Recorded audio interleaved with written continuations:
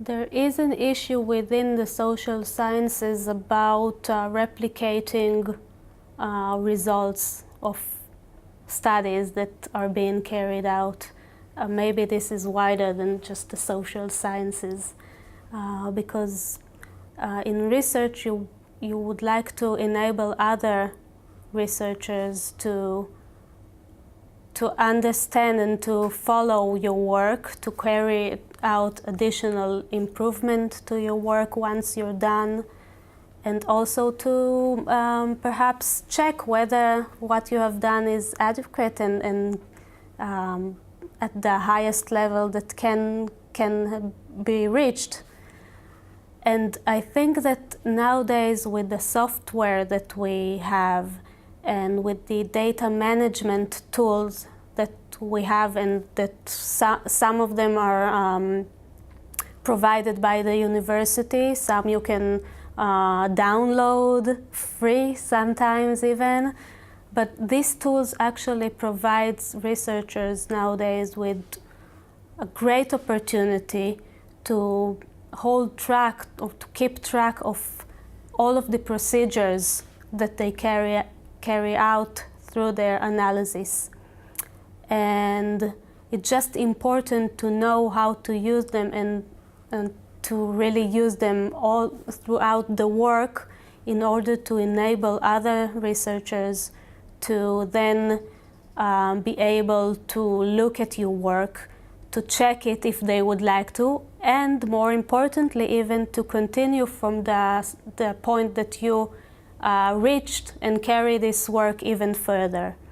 And I actually spend a lot of time in order to document my work, not just because I would like to make it possible for researchers in the future to look at it and to maybe continue the thread of work that I'm carrying out, but also for my own purposes, because as I'm sure many of you know, doing a PhD is something that takes at least 3 years, and it's something that evolves within time. Sometimes you would like in your second year to go back and look at things that you were doing in your first year and to revise them or to understand what have you done. So it's very, very important, I guess, to keep track and to always make notes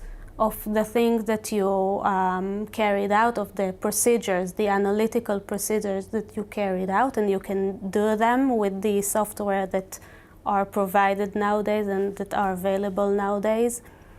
Also, not just to keep track of what procedure you were executing, but also why have you executed this specific analytical procedure. Because when you're actually doing the research and you're very much invested in the data analysis phase, you know exactly why are you doing this. It's very clear in your mind, it's very vivid, you do it every day for hours a day. But after several months, when you moved on, it wouldn't necessarily be as fresh as it was. So sometimes you may even forget why exactly you used this method.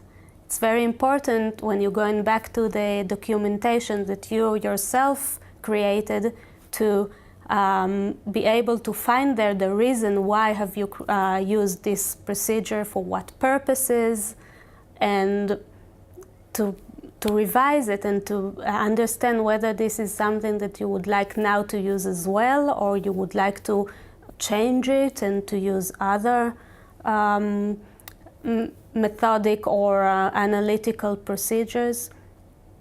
So in a way, I think this is part of doing a PhD, also to be responsible of how you documenting your own work for yourself and for others.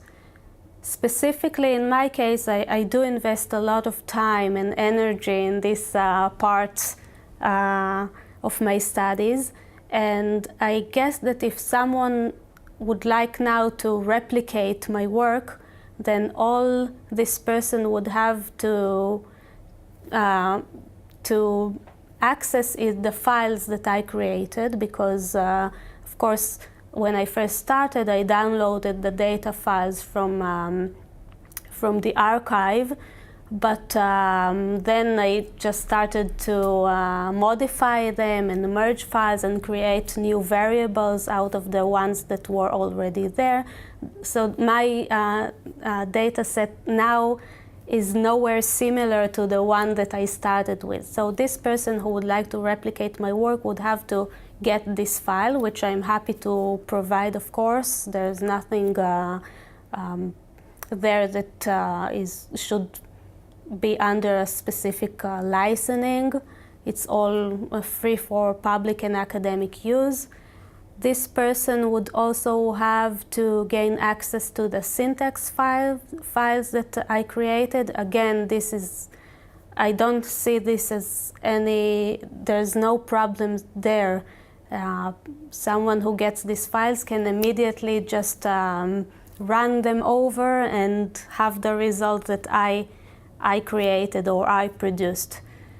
And of course, the thesis itself would provide a person that would like to replicate my work with the theoretical consideration that actually are behind all of this analytical work, because of course the analytical work that I carried out is based on theoretical framework.